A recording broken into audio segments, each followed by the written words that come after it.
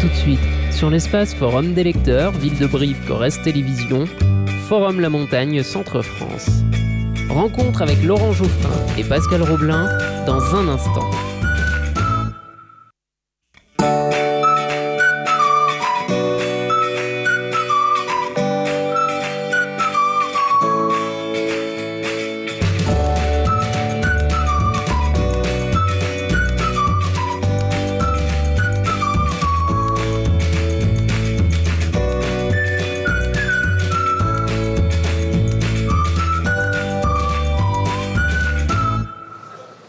Bonjour, nous sommes aujourd'hui sur le forum La Montagne, le forum des lecteurs, pour parler d'un livre qui vient de sortir, un beau livre qui vient de sortir chez Deboré, La Grande Guerre sous le regard de la presse.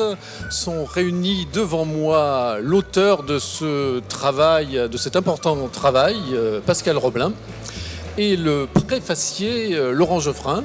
Laurent Geoffrin, donc, qui est le directeur de la rédaction de Libération, mais qui est aussi un grand historien, on peut le dire, qui est un amoureux d'histoire, et aussi un grand navigateur, comme on vient de le découvrir dans ce roman le récit roman qu'il présente à la foire sur l'invincible Armada. On parle d'abord donc de la Grande Guerre sous le regard de la presse. Dans votre préface, Laurent, vous dites que la presse s'enrôla elle-même dans cette histoire-là, entre 14 et 19. Donc vous voulez dire que ce n'est pas la censure qui est l'unique responsable de cette exaltation patriotique ? Ça m'a frappé parce qu'aujourd'hui, on parle souvent de l'autocensure dont les journaux seraient les coupables ou les victimes de la censure des actionnaires, de la publicité, etc. Et là, on a quand même un exemple extrême. Donc ce qui se passe aujourd'hui n'a absolument rien à voir avec la censure. La censure, c'est ce qu'on explique dans le livre. Ouais. C'est-à-dire, vous avez à la fois un bureau qui est rattaché au gouvernement, au ministère de la Guerre, et qui relit les articles avant qu'ils paraissent, et qui en enlève une partie. Ou qui interdit carrément la diffusion de telle ou telle nouvelle. Et surtout, vous avez la volonté des directeurs de journaux, des directions au sens large, et des journalistes de contribuer à l'effort patriotique. Et donc, il y a une vision à la fois, romanesque, enthousiaste, donc c'est passionnant à lire pour ça, très, très, très enflammé, quoi. Mais évidemment, la vérité est la première victime comme dans toutes les guerres, de ce genre d'exercice. Donc on a un rapport complètement fantasmé à la réalité des combats. Mais c'est une vision qui s'est imposée de l'ambiance de l'époque, du mouvement d'ensemble. C'est pas les chefs d'orchestre qui étaient les patrons de presse à l'époque. Non, au contraire. C'est très ambigu. Vous savez, les historiens se battent pour savoir si la population, si les poilus, les gens mobilisés étaient enthousiastes à l'idée d'aller se battre ou pas. Donc il y a plusieurs thèses. Il y en a qui disent que c'est la pure contrainte, ce qui me paraît faux. D'autres parlent uniquement de l'enthousiasme national ou patriote. En fait, c'est entre les deux, et la plupart des historiens sont dans la thèse du consentement. C'est-à-dire que les soldats consentent au sacrifice pour la patrie, ce qui est déjà quelque chose. Mais à l'arrière, en tout cas, il y a un soutien très fort. Il y a une détestation, une haine des Allemands, qui fait que presque tout le monde soutient l'armée française. Et donc les journaux reflètent cette mentalité-là. Pascal Roblin, alors ce travail a été fait à partir de l'exceptionnelle collection du Centre de la Presse, qui est située dans le Cher et que vous présidez. Alors là, la période concernée, on est dans le plein âge d'or de la presse. Est-ce que c'est aussi le plus gros de votre collection ? Non, pas forcément. On couvre, puisque notre collection débute en 1631, avec le début de la presse française, et s'étale jusqu'à aujourd'hui. Ça fait partie, le gros de notre collection est effectivement sur le XXe siècle. La guerre de 14 prend une grande place, mais toute la partie contemporaine aussi, après les années 50. Mais il était important dans cette ambiance de centenaire d'utiliser ce fonds. C'était le moment ou jamais d'utiliser à fond toute cette collection. Alors qu'est-ce qui a guidé votre choix dans ce récit? Parce que c'est un vrai récit chronologique de 1914 jusqu'en 1919 que vous procédez. Alors comment avez-vous travaillé? Alors, l'idée, c'était justement d'essayer de couvrir toutes les possibilités de presse qu'on pouvait trouver à l'époque, pas uniquement la presse parisienne.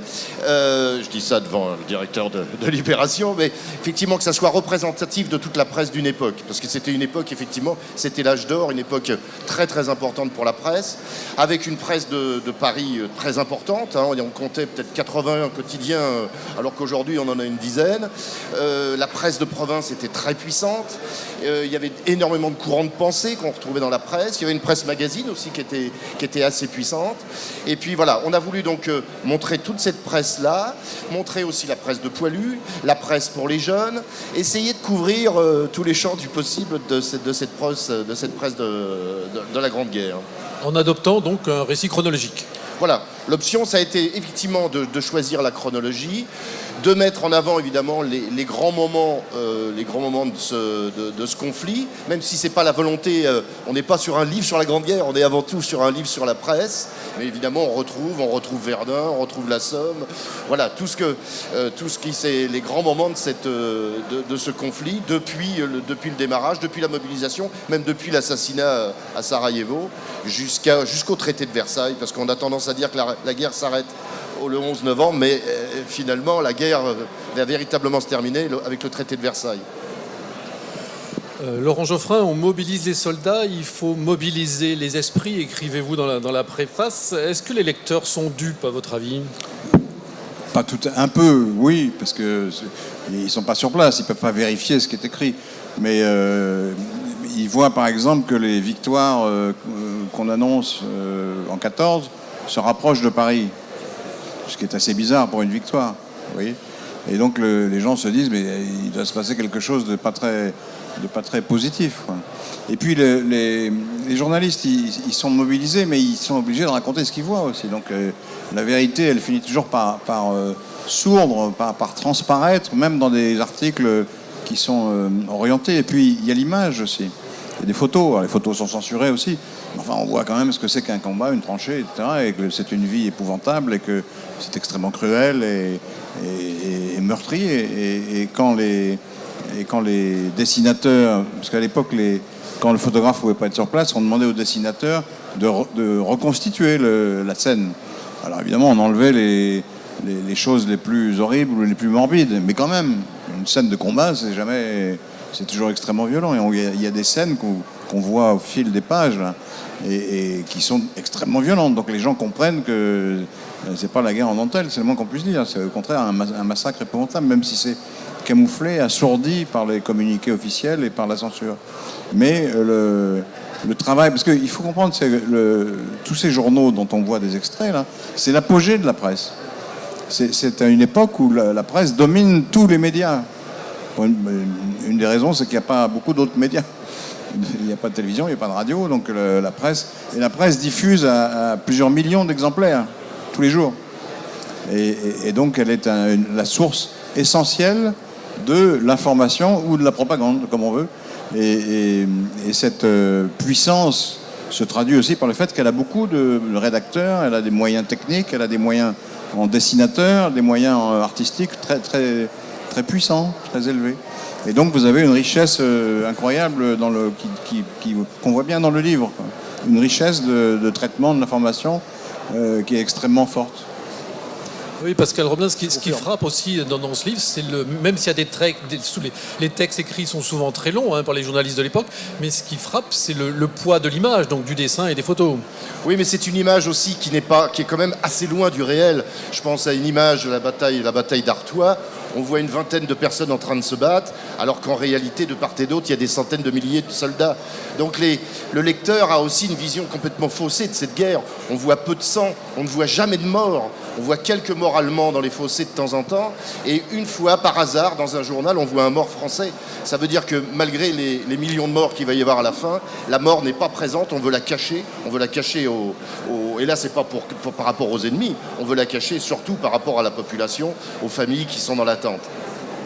Laurent Geoffrin, on disait que les lecteurs n'étaient pas tout à fait dupes, mais les journalistes non plus, donc, qui diffusaient ce mensonge patriotique. Ils voyaient bien que leur papier était relu et éventuellement caviardé ou corrigé, donc ils savaient très bien ce qu'ils faisaient. Mais ils étaient enrôlés, ça, il n'y a aucun doute. Pas tous, mais beaucoup étaient enrôlés. Et il faut comprendre aussi, vu des Français, vu de la presse française, l'Allemagne déclare la guerre à la France.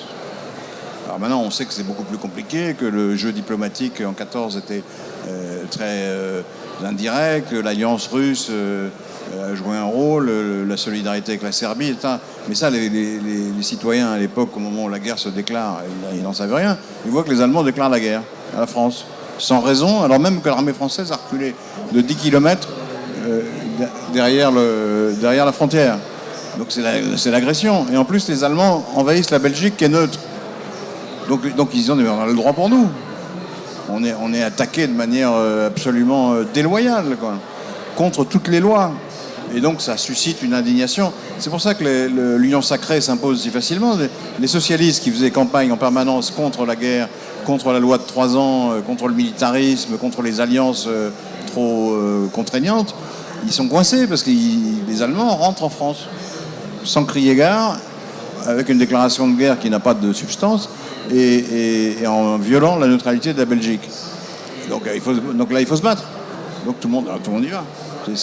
Et donc la presse est prise par ce réflexe patriotique. Mais c'est une leçon pour nous aussi, parce que du coup, les journalistes, même de bonne foi, ne voient pas ce qu'il faut voir, et voient des choses qui n'existent pas, ou bien déforment, édulcorent, etc. Et c'est le piège le plus important, à mon avis, pas tellement la censure, ni celle des actionnaires, ni celle de l'État, ça n'existe plus aujourd'hui. En revanche, c'est un état mental collectif qui fait que tout le monde pense à peu près la même chose. On l'a vu aux États-Unis au moment de la guerre d'Irak. Même le New York Times, qui est un journal pourtant bien fait et extrêmement critique, a gobé l'histoire des armes de destruction massive. C'est un peu comme la presse de 14, ça ressemble. Alors même que le New York Times est entièrement libre, il y a des traditions professionnelles extrêmement rigoureuses, et il n'y a pas de censure. Mais tout le monde a marché dans le même sens. On peut dire à certains égards qu'au moment du référendum de 2005 sur le traité européen, il y a eu, sous une forme beaucoup moins virulente, moins forte, mais un peu une exaltation pro-européenne, comme il y a eu une exaltation patriotique entre 14 et 18. Pascal Roblin, quel était à votre avis le poids de la presse de l'époque dans la fabrication de l'opinion ? Il était essentiel parce que de toute façon, effectivement, comme Laurent l'a dit, il n'y avait pas d'autres médias. Donc la population était quasi au départ obligée de croire ce qu'elle lisait dans le journal. Et même si elle n'était pas forcément dupe, elle avait que ça comme information. Donc il fallait bien qu'elle se repose sur quelque chose et voilà, et qu'elle croie aux mensonges, aux nombreux mensonges qu'il y a eu dans la presse. On peut en citer de nombreux. Dès le démarrage, on annonce la mort de curés, alors que ces personnes-là ne sont pas mortes, on les retrouve après la guerre. Donc effectivement, il y a eu des gros mensonges de style aussi le gaz ne tue pas. On lit dans la presse que le gaz, c'est un député socialiste d'ailleurs qui l'écrit, le gaz ne tue pas, il y aura 80 000 morts. Voilà, et le lecteur lit tout ça. Donc comment se faire un jugement quand on n'a pas d'autres moyens que le journal qu'on lit? Il nous semble que la presse était plus politique à l'époque qu'aujourd'hui. D'ailleurs, les patrons étaient souvent des politiques. Il n'y a pas que Jaurès, Clemenceau ou Alexandre Varenne chez nous. On nous tympanise avec la soi-disant connivence des journalistes d'aujourd'hui avec la classe politique. Mais à l'époque, la connivence, elle était là. Les directeurs étaient députés ou étaient ministres. C'est pas une connivence, c'est une confusion totale, quoi. Et on a une vision beaucoup plus critique aujourd'hui de la classe politique. Il suffit de lire les journaux, ils en prennent pour leur grade tous les jours. À l'époque, c'était tout à fait différent. Chaque fraction de l'opinion ou chaque puissance économique voulait avoir son journal qui était dirigé dans un sens très précis pour défendre des idées, une idéologie, une vision du monde. Et c'était beaucoup plus militant et même caricatural que la presse d'aujourd'hui. On a fait beaucoup de progrès, en fait, contrairement à ce qu'on dit. Vous dites d'ailleurs, Laurent Geoffrin, que la grande défiance envers la presse est peut-être née à cette période-là. Vous posez la question, mais vous avez un début de réponse. Le mot bourrage de crâne est né à cette époque-là. Ça n'existait pas avant. Et alors, il y avait beaucoup de gens qui critiquaient la presse, à commencer par Balzac, il y a des textes très connus là-dessus. Mais là, c'était le mensonge, puissance 10, à beaucoup d'égards. Et comme la guerre a été un massacre, en fait, les gens se sont dit, mais alors on nous a bourré le mou complètement. On racontait qu'on était en train de gagner alors que ça durait 4 ans, qu'on a failli perdre, et que les pertes étaient tout à fait soutenables alors que c'était pas vrai. Et là, ils se sont rendus compte de ça en 18, quand les gens sont revenus, quand les soldats ont commencé à parler librement, quand la guerre était finie. Donc la presse, rétrospectivement, a été mal jugée. Je pense que ça vient largement de là. On peut noter d'ailleurs que le terme bourrage de crâne a été initié principalement par un journal qui est né avec le conflit, qui est le Canard enchaîné, et qui est quasiment le seul journal qui a survécu aux 2 conflits. Il reste encore la Croix et l'Humanité, mais sinon tous les autres n'ont pas passé les 2 guerres. Seul le Canard enchaîné à l'époque, qui avait lancé d'ailleurs un concours pour décider du chef des bourreurs de crâne. Et ils avaient trouvé quelques journalistes, dont Thierry Hervé, qui avait été nommé chef des bourreurs de crâne. Donc là, ce travail est fait uniquement avec la presse côté française, oui. Donc qui excite la haine de l'allemand. Là, c'est très très net. Là, c'est flagrant. Vous pensez qu'il y a la même chose du côté allemand ? Oui. Enfin, j'ai pas étudié principalement la presse allemande, mais tout ce que j'ai pu lire sur le sujet, effectivement, en face, on a quasiment le même discours, mais inversé. Voilà. Et Laurent Geoffrin, cette haine va bien après l'armistice dans la presse. Elle explique en partie la paix manquée. Parce que au moment de l'armistice, le président Wilson, le président américain, a dit bon, il faut faire une paix à peu près équilibrée, que les Allemands ne se sentent pas trop humiliés, ils ont perdu, bon d'accord, mais pas d'humiliation excessive. Et on va mettre en place un système de coopération, une réduction des armements, etc. Et la haine des Allemands est tellement forte que les Français, soutenus par l'opinion, disent mais on ne peut pas faire une paix équilibrée avec tous les morts qu'on a eus, c'est pas possible. Ils nous ont conduits à un massacre de masse, ils doivent payer. Et le traité de Versailles, donc 6 mois après l'armistice, écrit noir sur blanc, l'Allemagne est la seule responsable du déclenchement du conflit. Ce qui est historiquement faux. Elle est responsable, mais elle n'est pas la seule. Et donc on conclut une paix déséquilibrée avec un système de réparation. Les réparations sont impossibles à payer. En plus, les militaires allemands sont opportunément retirés de la sphère politique juste avant la défaite. Donc c'est les civils, sociodémocrates en général, qui portent la responsabilité d'avoir constaté que l'Allemagne avait perdu. Et donc ça a alimenté la propagande nationaliste allemande à fond derrière. Tout ça est quand même largement lié à l'excitation, à l'exaltation des opinions contre l'ennemi. Et là, la presse a joué son rôle là-dedans. Donc c'était de la politique de courte vue parce que ça a porté en germe la Seconde Guerre mondiale. Oui, à mon avis, oui, je pense. Mais c'est facile à dire, moi je n'étais pas, mais il y a eu tellement de morts, tellement de blessés, tellement de boucheries, quoi, qu'il fallait que ça soit pour quelque chose. D'où la dureté de Clémenceau et des autres contre les Allemands. Mais c'était à courte vue, effectivement. On a l'impression que on dit l'Allemagne paiera, l'Allemagne va nous livrer ses produits industriels, comme ça on aura une prospérité qu'ils n'auront pas. Mais ça n'a eu d'autre effet que d'alimenter la propagande nationaliste en général et nazie ensuite en particulier, et à conduire l'Europe sur le chemin d'une nouvelle guerre. Donc c'est le nationalisme. Le nationalisme est un poison très difficile il n'y a pas d'antidote. C'est très difficile de trouver l'antidote. Parce que c'est pas quelque chose de rationnel, c'est pas quelque chose qu'on peut réfuter. C'est un sentiment. Et avec les sentiments, on fait de la politique à l'estomac. Est-ce que vous voyez une vertu pédagogique justement à ce livre-là, face à la montée des nationalismes ? Je le confirme, parce qu'il y a de vertus pédagogiques. Hier, j'étais avec des enfants pour leur faire visiter l'exposition qui est liée à ce livre, et je peux vous dire que la vertu pédagogique, elle est totale, parce que même des enfants maintenant en CM2 voient très bien le lien aujourd'hui entre la désinformation qu'on peut trouver dans ce livre et à cette époque, et l'information aujourd'hui, la mauvaise information qu'on peut trouver sur certains réseaux. Et voilà, il y a même des liens qu'on peut imaginer. Donc il y a une vertu pédagogique à faire connaître cette période de la guerre et de la presse. Ouais. Je ne sais pas si c'est dans le bouquin, mais il y a eu au début de la guerre, en août, il y a un bruit qui s'est répandu, il y a eu des articles à propos des bouillons Cube Magie. Vous voyez ce que c'est ? Bouillon Magie. Et la société Magie, qui est une société suisse, mais qui avait aussi des intérêts allemands, était très populaire en France parce que les gens utilisaient ces bouillons Cube tout le temps.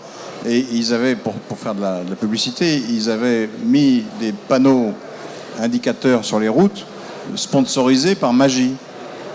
Et le bruit s'est répandu que cette société, donc suisse, mais avec des Allemands, avait truqué tous les panneaux indicateurs de manière à ce que l'armée française soit déconcertée au moment où l'armée allemande rentrerait en France. Et donc il y a des gens qui sont allés détruire des boutiques où on vendait de la soupe Magie. Donc, vous voyez le niveau de folie auquel on était parvenu. Dans les bouillons et dans les publicités Magie, il y avait un complot allemand. Et des histoires comme ça, il y en a plein qu'on retrouve au fil des pages, là. Donc il n'y avait pas besoin de réseaux sociaux à l'époque pour répandre ces fake news. Les réseaux sociaux, c'est l'équivalent de la rumeur. Simplement, ça passe non pas par la bouche à oreille, mais par le numérique, quoi. C'est la même chose. Il n'y a pas de vérification, on dit n'importe quoi, on se contredit. Enfin, c'est un bouillonnement qui existait à l'époque. Il y a l'équivalent des réseaux sociaux sur le plan positif. Pour le coup, c'est les petits journaux faits par les soldats. Tranchés. Les journaux de tranchées où là, la vérité apparaît, quoi. Mais ils sont distribués à 1000 exemplaires maximum, c'est très, très petit. Hein. Ça dépendait. Mais ça se répandait, on les passait sous le manteau. Et voilà, ils étaient contrôlés aussi, mais on arrivait, on sentait une ambiance. Je pense au Crapouillot, par exemple, qui était un peu le journal leader pour les poilus, et il arrivait à faire passer un certain nombre d'idées. Mais bon, il fallait essayer de contourner un petit peu les choses et dire les choses d'une certaine façon pour que ça passe. Oui, l'un des intérêts que j'ai trouvé à l'ouvrage, c'est que les journaux de tranchées sont incorporés à votre récit. Voilà. Mais il y en a eu des dizaines, des centaines de journaux. Il a fallu faire un choix, sans doute subjectif, mais voilà. 100 ans après, la façon de commémorer la Grande Guerre semble ne pas faire tout à fait encore consensus. Laurent Geoffrin... on ne va pas parler de Pétain, là. Non. Si, vous voulez ? On pourrait. Je veux bien, hein, mais... Comment se fait-il, justement ? Ils en ont parlé. Comment se fait-il qu'on soit pas encore, qu'on n'ait pas trouvé consensus sur la manière de le fêter, de qui célébrer, quels généraux ? C'est très difficile pour Pétain, parce qu'effectivement, il a joué un rôle entre 14 et 18, donc on ne peut pas dire que ça n'existe pas. Mais évidemment, après, il a été condamné à mort avec une condamnation d'indignité nationale. Donc tout hommage au Pétain de la Grande Guerre est parasité, est pollué immédiatement par le souvenir honteux, enfin infamant de ce qui s'est passé entre 40 et 44.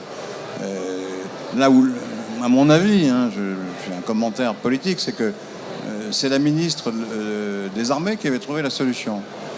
Puisqu'on l'a interrogé le 30 octobre à la télévision. Elle m'a dit, mais alors Pétain, elle a dit, mais c'est ça, on est un hommage militaire dans la cour des Invalides. Il sera rendu aux maréchaux qui sont enterrés aux Invalides. Donc il y en a 5 et Pétain n'y est pas. Pétain est à l'Île-Dieu. Enfin, la dépouille du maréchal est à l'Île-Dieu. Il n'y aura pas de cérémonie à l'Île-Dieu, il n'y aura pas d'hommage à l'Île-Dieu, donc Pétain n'est pas compris dans l'hommage. On a répondu ça. C'était réglé. C'est un peu ce qu'avait fait d'ailleurs Hollande ou Chirac. Il ne parlait pas de Pétain. Il disait, de toute façon, il est à l'Île-Dieu. Les maréchaux ont joué un rôle. Il pouvait évoquer son rôle à Verdun, évidemment. On ne peut pas raconter Verdun sans raconter Pétain. Puis si on ne raconte pas la gloire du maréchal Pétain, on ne comprend pas pourquoi il a pu prendre le pouvoir aussi facilement en 1940. Ça devient incompréhensible. Donc on est bien obligé d'en parler si on fait de l'histoire. Mais si on fait de la mémoire, c'est-à-dire si on choisit dans le passé les hommes ou les actions propres à à unir le pays et à lui donner une identité acceptable, quoi. C'est différent comme exercice. Donc on ne peut pas dire oui, alors Pétain ça existait, donc on lui rend hommage. Et le président l'a dit de manière un peu, un peu désinvolte. Quoi. Oui, on va lui rendre hommage, c'est normal, il était à Verdun. Mais non, c'est beaucoup plus compliqué. Dès qu'on lui rend hommage, vous avez tous les gens qui ont été victimes de la collaboration, à juste titre, ou leurs enfants, qui disent alors attendez, on le réhabilite d'une certaine manière. C'est pas possible, on ne peut pas faire ça. On est obligé de prendre une position nuancée, un peu byzantine à certains égards, si on découpe une biographie en deux. Mais elle s'est découpée toute seule. Le maréchal, il a eu deux vies, c'est vrai. Moi, je peux me permettre de rajouter que déjà, en 1917, il y a déjà les gènes du second Pétain, si on peut les distinguer. Quand il devient généralissime en juin de 1917, il publie une note où il explique sa version de la communication dans les journaux, ce qu'on doit écrire et ce qu'on ne doit pas écrire. Ça donne déjà l'ambiance de ce qui va se passer quand il prendra le pouvoir une bonne vingtaine d'années plus tard. Donc Pascal Roblin, là, vous êtes en train de nous annoncer que vous êtes en train de préparer la Seconde Guerre mondiale sous le regard de la presse, à paraître aux éditions de Boré en quelle année ? Je n'ai rien dit pour l'instant. Mais c'est du domaine du possible ? Ça fait partie du possible. Votre collection le Assez permet ? assez logique. Ouais. Parce que la Seconde Guerre mondiale est aussi un moment compliqué de la presse, encore plus, je dirais pas plus compliqué, mais vraiment différente, et qui mérite en tout cas un intérêt certain. Laurent Geoffrin, vous terminez votre préface sur la vérité, cette plante vivace qui finit toujours par survivre. Alors c'est une conclusion optimiste qu'on pourrait peut-être porter à cette rencontre aujourd'hui aussi ? Oui, parce qu'elle a très vite, et d'abord les gens ne sont pas dupes, encore une fois. Il y a même des sociologues qui pensent que les journaux manipulent l'esprit des gens. C'est pas vrai. Il influe, c'est une influence, mais c'est une influence parmi d'autres. Les gens, ils ont une influence de par les journaux qu'ils lisent, mais aussi leurs amis, ils ont aussi leur formation, leur conviction initiale. Si vous projetez des films athées à un catholique convaincu, il y a peu de chances qu'il change d'avis. Hein. Vous pouvez lui en diffuser, lui en projeter 20 par jour, il ne changera pas d'avis. Donc les gens ne sont pas si malléables qu'on ne croit. Le lecteur n'est pas une page blanche sur laquelle les journalistes écriraient comme ça. C'est pas du tout ça. Il y a des effets d'influence, de composition à un certain moment qui créent une unanimité, mais ça se décide pas comme ça, c'est pas les journaux qui décident. C'est beaucoup plus complexe. Donc en fait, la vérité, même travestie, même biaisée, finit toujours par apparaître. En plus, comme les semaines et les mois passent, on apprend plus de choses. Donc les détails viennent, la vérité se construit. Je ne crois pas à ce discours totalement relativiste consistant à dire oui, mais il n'y a pas de vérité, il n'y a que des interprétations, tout ça c'est pareil. À ce compte-là, Forisson avait raison, puisque c'est une question d'interprétation. La vérité, on ne la trouve jamais. Et donc on sait pas du tout ce qui s'est passé pour les Juifs pendant la guerre. Ça se discute, machin, il y a du pour et du contre. Donc c'est l'indifférence totale à la réalité, quoi. Et on va dire Dreyfus, on ne savait pas très bien. Enfin, il y a deux thèses. Certains disent qu'il est innocent, d'autres coupables. C'est une question d'interprétation. Vous savez, les journaux, ils écrivent selon leur tendance. Alors il y en a qui disent qu'il est coupable, puis d'autres qui disent qu'il est innocent. On ne sait pas. Voilà. Qu'est-ce que ça veut dire ? Ça veut rien dire. Il y a un moment où il y a des preuves. Et une fois qu'on a donné les preuves, on sait. On sait, Dreyfus a été victime d'un montage de l'état-major. C'est pas seulement une erreur judiciaire, c'est une iniquité honteuse, quoi. On le sait, c'est la vérité. Donc la vérité finit par apparaître. Et c'est pareil pour les guerres. À la fin des fins, on sait, les historiens travaillent, les témoins témoignent, les journalistes écrivent avec plus de documents et plus d'éléments, et ils finissent par donner une version qui se rapproche de ce qui s'est effectivement passé. Donc la vérité finit toujours par apparaître, ce sera notre conclusion. Donc la Grande Guerre sous le regard de la presse, aux éditions de Boré. C'est Pascal Roblin qui a fait l'essentiel du boulot et c'est préfacé par Laurent Geoffrin. Merci, au revoir.